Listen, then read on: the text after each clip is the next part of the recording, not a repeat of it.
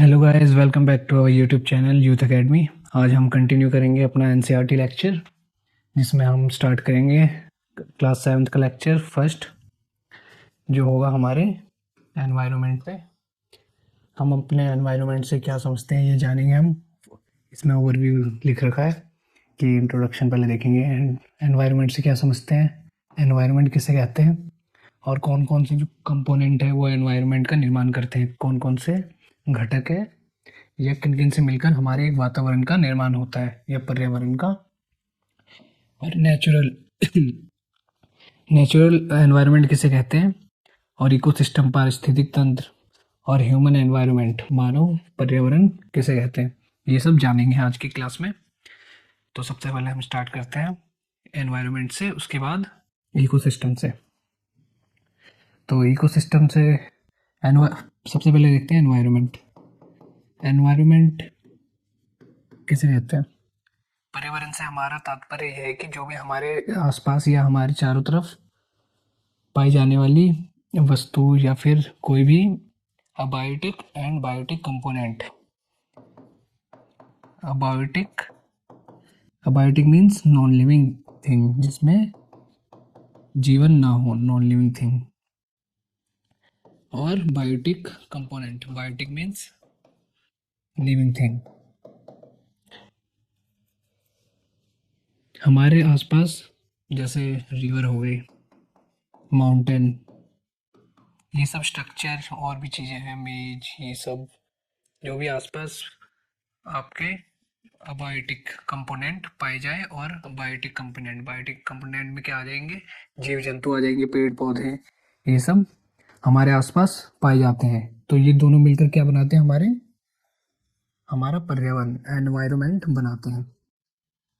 और इकोलॉजी से हमारा तात्पर्य है, आगे देखेंगे हम, और इसमें एक और टर्म है इकोसिस्टम,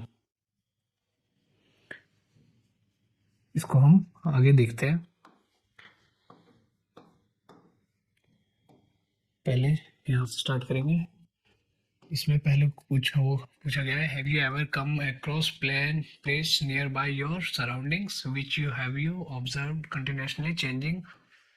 इसमें पहले बताया गया है 7th क्लास के एनसीईआरटी में कि आपने अपने चारों तरफ देखा होगा कि जो भी जगह है या फिर जो भी प्लेसेस है, आपने ऑब्जर्व किया होगा कि ये साल दर साल क्या हुआ है, इनमें बदलाव देखे गए हैं। तो ये बदलाव क्यों आते हैं, यही पूछा गया, what is all changing around. तो इसमें पूछा गया है कि वो बदलाव क्या क्या है, कि जैसे पहले पेड़ पौधे या जंगल पाए जाते थे, उनको काट कर क्या सड़क का निर्माण किया गया, किसी इमारत का निर्माण किया गया, ये सब हम चेंजेस में देख सकते हैं। तो let's all answer all this question with the reference. तो इन्हीं सवालों का जवाब किसके संदर्भ में देना है? हमें पर्यावरण के संदर्भ में देना है, एनवायरनमेंट के संदर्भ में देना है। तो इसमें यही बताया गया है कि व्हाट इज एनवायरनमेंट। तो इसमें आप पहले यहाँ पर देख सकते हैं, आई होप ये विजिबल हो। The word environment has been derived from French word. जो वर्ड है एनवायरनमेंट वो कहाँ से आया है? फ्रेंच वर्ड एनवायरोनर, इसमें दो स्पेलिंग दी गई है इसकी, which means neighbourhood. Neighbourhood means पड़ोसी या जो हमारे बगल में रहता हो। इसका मतलब क्या है? एनवायरोनर का नेबरहुड। और ये कौन से वर्ड से आया है? यह है हमारे फ्रेंच वर्ड से। आई होप यहाँ तक समझ में आया हो। अब environment is our basis life support system which provides air we breathe. Environment ही हमें क्या प्रदान करता है? हवा, जिससे हम क्या लेते हैं? सांस लेते हैं। द वाटर, जिसको हम पी के जीवित रहते हैं। और जो खाने की वस्तु है वो कहाँ से मिलती है? हमारे एनवायरनमेंट से ही मिलती है, पर्यावरण से ही मिलती है। तो हमारा आप देख ही सकते हैं कि पर्यावरण हमारे लिए कितना इम्पोर्टेंट है। इसके आगे क्या है? Environment is that place people things and nature that surrounded any living organism. कोई भी वस्तु, लोग, जो अपने चारों ओर से किससे? ऑर्गेनिज्म, जीव जंतु से घिरे हों। इसी को कहते हैं। It plays an important role in the existence of, जो पर्यावरण है वो जो भी मानव की जो जिंदगी है, लाइफ है, जीवन है, उसको एग्जिस्ट करने में बहुत ही महत्वपूर्ण योगदान देता है। क्योंकि आप जानते हैं कि लिथोस्फेयर खाली, या फिर लिथोस्फेयर, एटमॉस्फेयर और हाइड्रोस्फेयर, इन तीनों, ये तीनों जब मिलते हैं तभी हमारे यहाँ पे बायोस्फीयर का निर्माण होता है। अगर ये सिर्फ अकेले किसी जीवन या जीवन की संरचना का निर्माण नहीं कर सकते, ये तीनों कंपोनेंट का मिलना आवश्यक है जो हमारे एनवायरनमेंट का निर्माण करेगा। तो आप जानते हैं कि एनवायरनमेंट कितना इम्पोर्टेंट है हमारे जीवन के एग्जिस्टेंस के लिए। और इसमें देखते हैं, it is a combination of natural and human made phenomena. जो हमारा एनवायरनमेंट है वो, इसमें कौन कौन से फिनोमेना पाए जाते हैं, फैक्टर पाए जाते हैं, इसमें नेचुरल एनवायरनमेंट भी पाया जाता है और मानव निर्मित संरचना भी पाई जाती है, ह्यूमन मेड।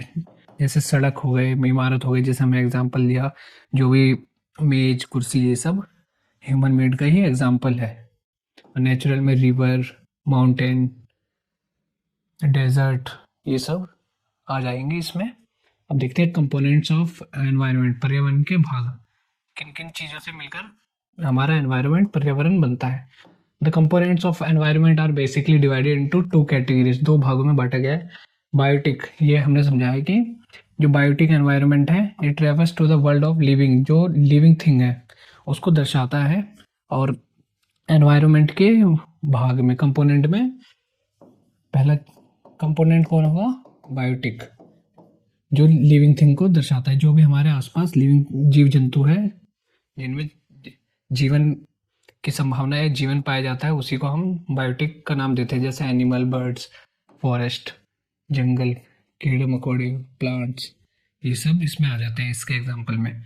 और ये क्या है? अबायोटिक। दूसरा कंपोनेंट कौन सा है? अबायोटिक, जिसको हम क्या कहते हैं? नॉन लिविंग थिंग, जिसमें नॉन लिविंग एलिमेंट्स, जिसमें जीवन ना हो, created by the activities and the interaction of human being with the include.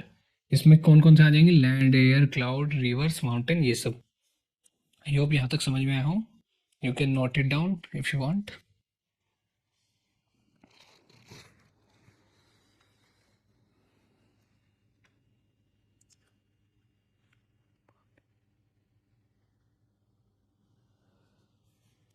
इसके बाद हम एक और चीज़ देख लेते हैं इसमें कि इकोसिस्टम किसे कहते हैं। हमने एनवायरनमेंट तो देख लिया,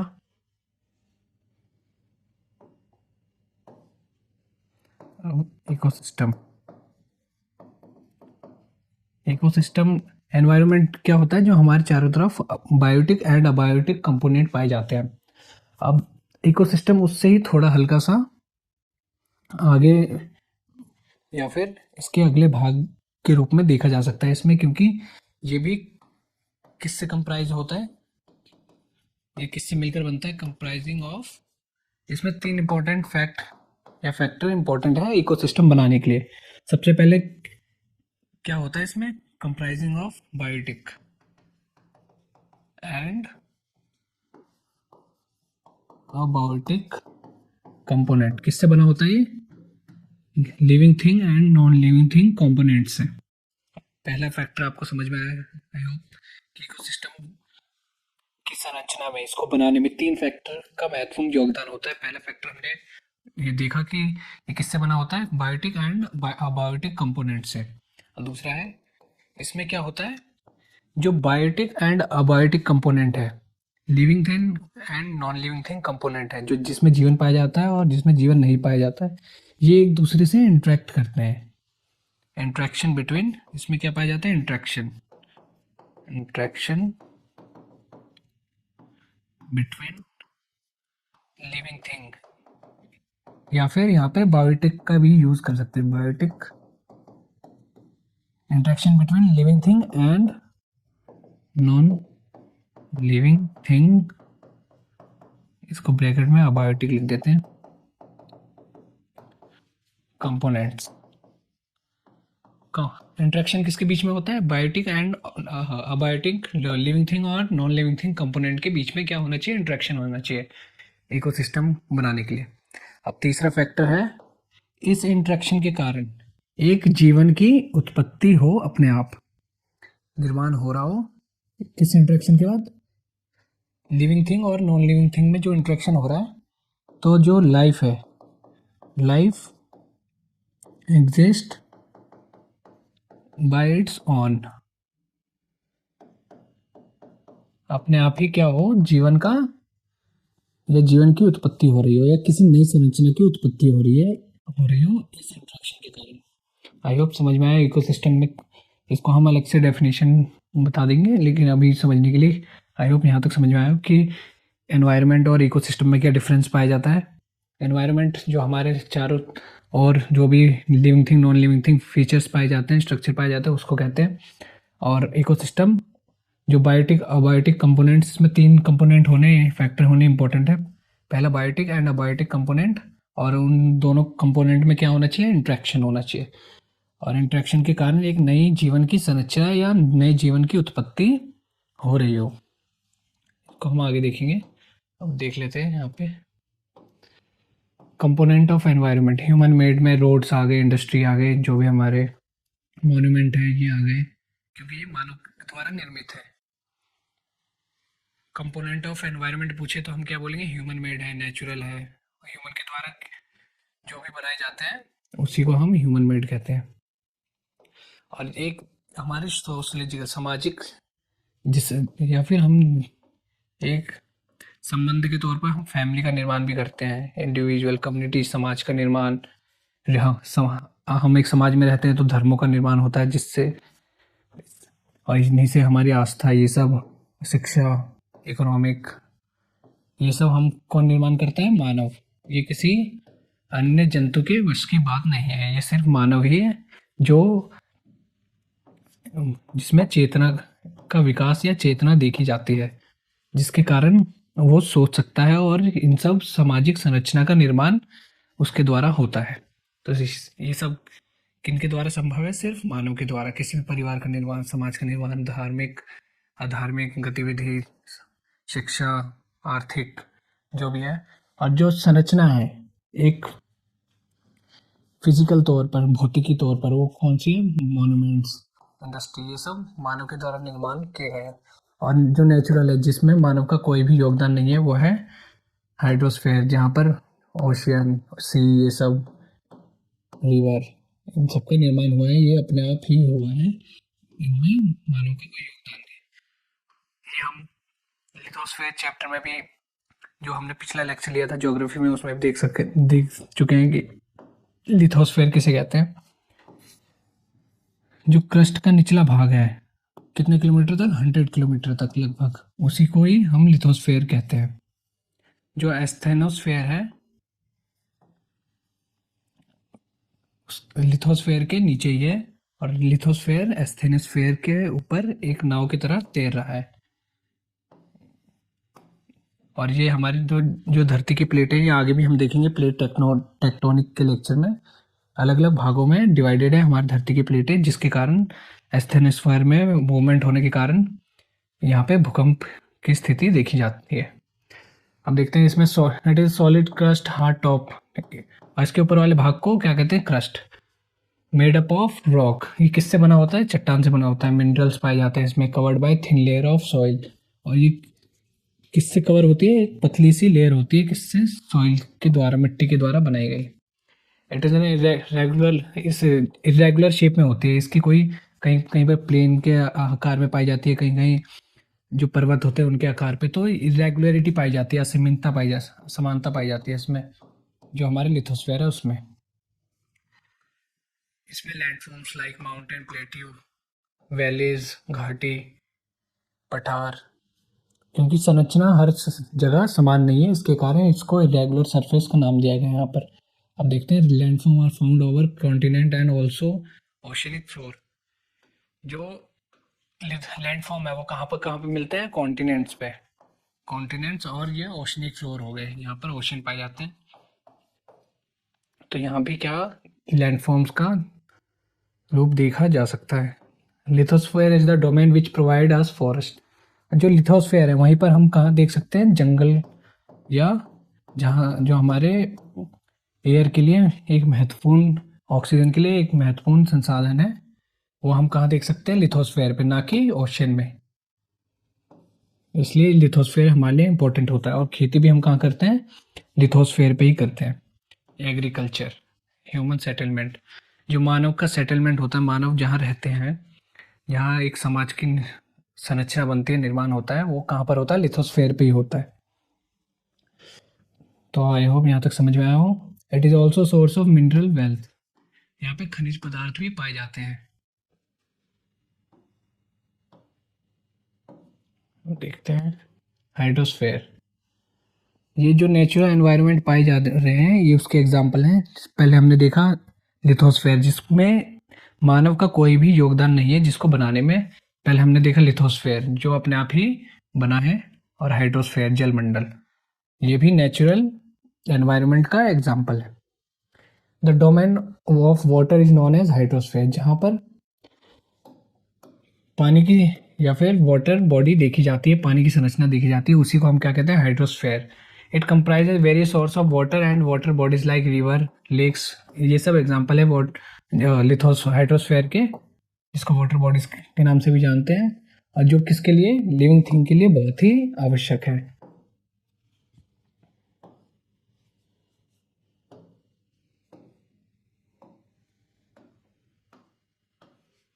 आगे देखते हैं।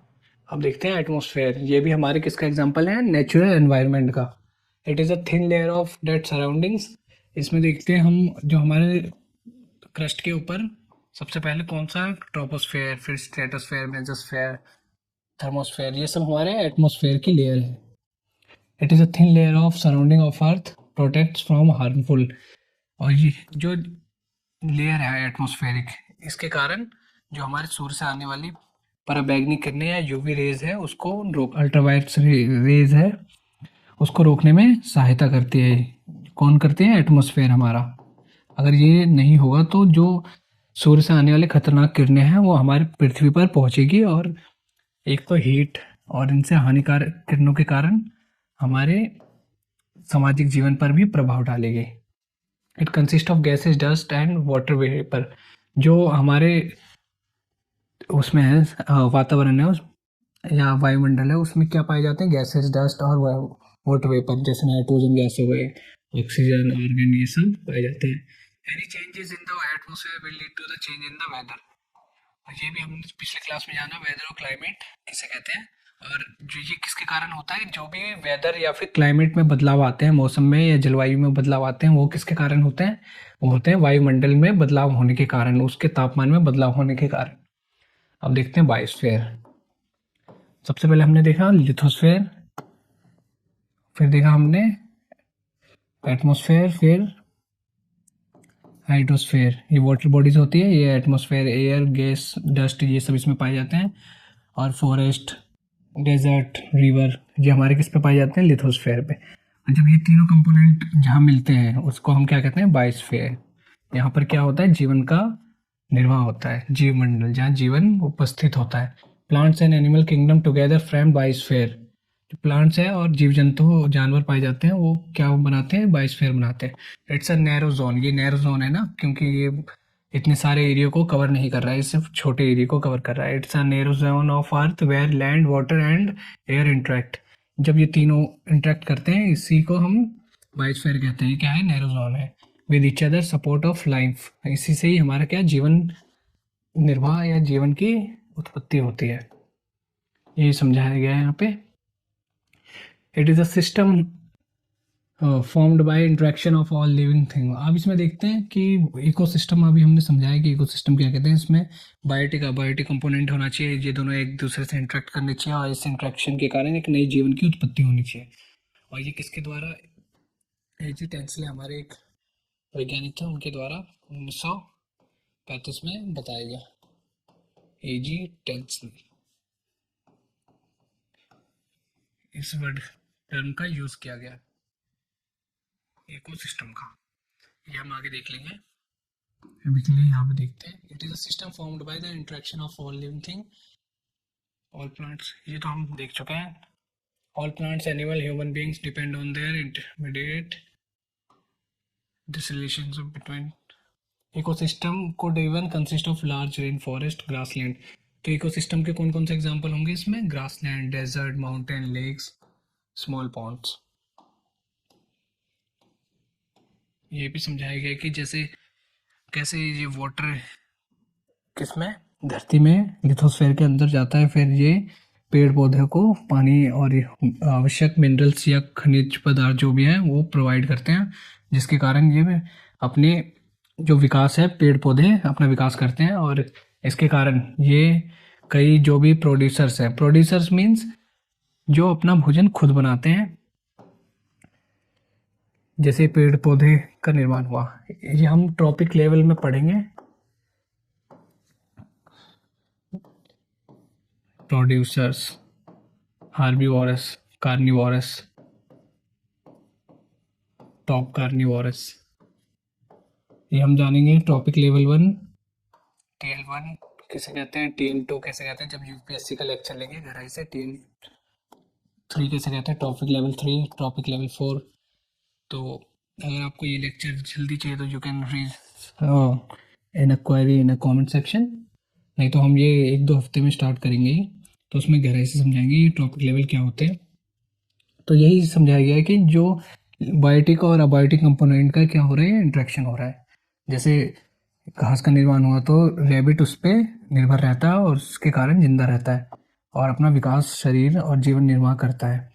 और जो भेड़िया या कोई भी जानवर है मांसाहारी, वो किस पर निर्भर, उसके कारण निर्भर होगा, वो एक मांसाहारी या किसी जीव पर निर्भर होगा, जिसके कारण ये पूरा सर्कल बनता है, जो एक दूसरे पर निर्भर रहते हैं, जिसके कारण एक दूसरे से इंटरेक्शन करते हैं।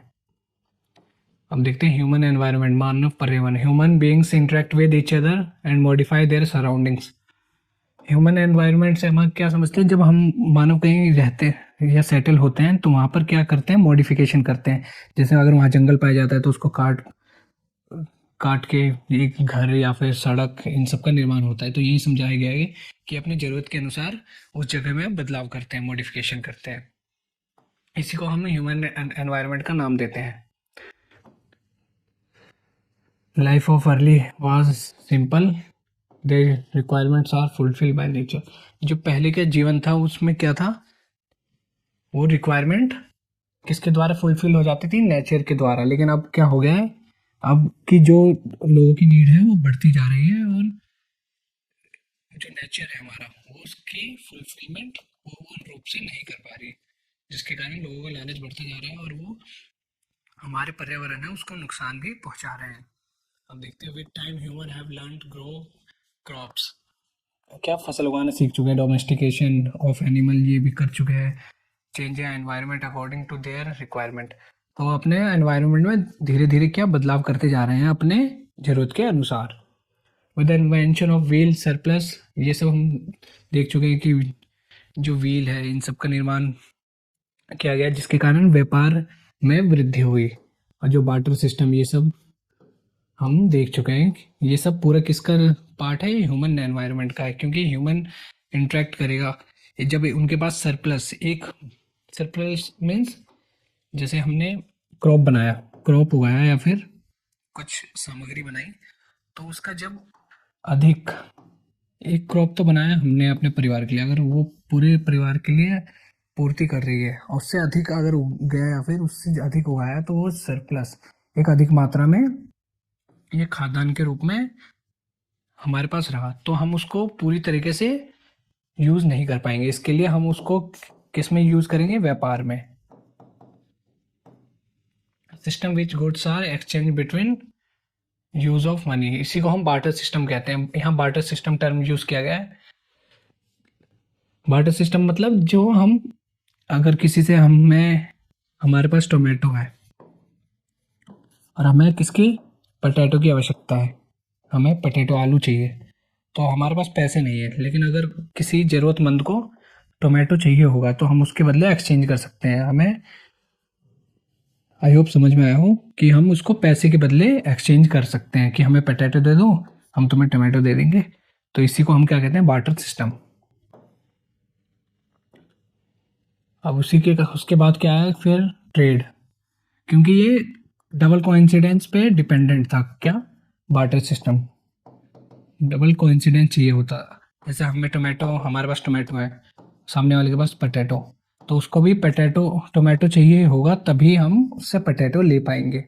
तो दोनों लोगों की सहमति इसमें चाहिए होती है, और ये क्या होता है, एक तुक्का कह सकते हैं, तभी संभव हो। तो ऐसे में क्या हुआ, व्यापार में उतनी जो वो थी, लाभ थे व्यापार में, वो नहीं हो पाते थे, जिसके कारण बाद में क्या हुआ, इसी के कारण हम देखेंगे कैसे सिक्कों का निर्माण हुआ, उससे क्या फायदे हुए व्यापारिक में, कहाँ कहाँ व्यापार में क्या क्या लाभ हुए, व्यापार किन स्थितियों में हुए, किन लोगों के बीच में हुए, उनमें राजा का क्या योगदान था, भूमिहार, ये सब हम आगे आने वाली क्लास में देखेंगे।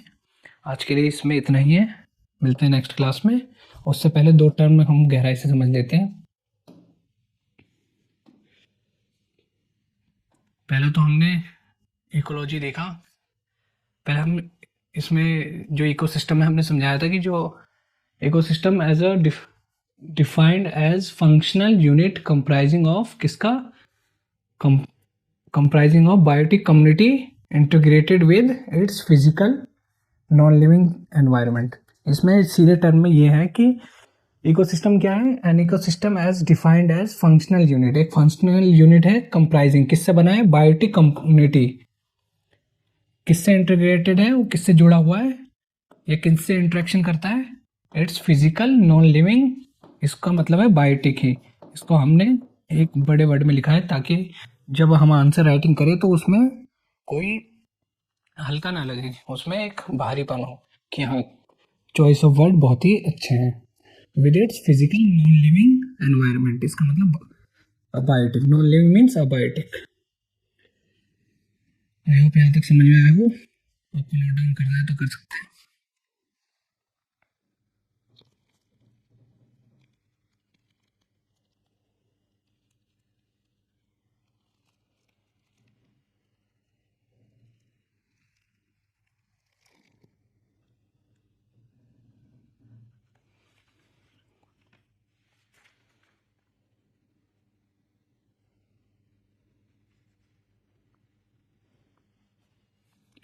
और जो इको सिस्टम टर्म है वो किसके द्वारा प्रयोग में लाया गया, सबसे पहले एक टर्म इको सिस्टम है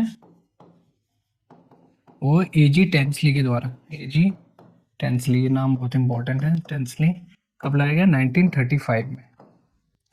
इसके बाद एक और टर्म जो बहुत यूज में आता है वो है इकोलॉजी। पहले हमने देखा एनवायरनमेंट किसे कहते हैं, फिर देखा कि इकोलॉजी किसे कहते हैं, सॉरी इकोसिस्टम किसे कहते हैं, अब देखते हैं इकोलॉजी। इकोलॉजी भी उससे ही मिलता जुलता है, बस ये क्या है, स्टडी है। Ecology is a study with, sorry ecology is a science with studies relationship between organism and the relationship of this organism with their environment. जो ऑर्गेनिज्म है उसका जो इंटरेक्शन होता है किससे, एनवायरनमेंट से। तो ये इंटरेक्शन किस प्रकार होता है, इसके क्या फायदे होते हैं, ये हमारे समाज पर किस प्रकार प्रभाव डालता है, ये पर्यावरण पर किस प्रकार प्रभाव डालता है। तो इसकी स्टडीज को ही, इस इंटरेक्शन की स्टडीज को ही हम क्या कहते हैं, इकोलॉजी। क्या कहते हैं, इकोलॉजी। ये हमारे जर्मन बायोलॉजिस्ट थे, ये बायोलॉजिस्ट, ये वर्ड उनके द्वारा कॉइंड किया गया, कौन सा वर्ड, को इकोलॉजी। कौन थे, अर्नस्ट हैकल। कौन से ईयर में किया गया, 1869 में। कौन थे, जर्मन बायोलॉजिस्ट थे अर्नस्ट हैकल, 1869 में किया गया।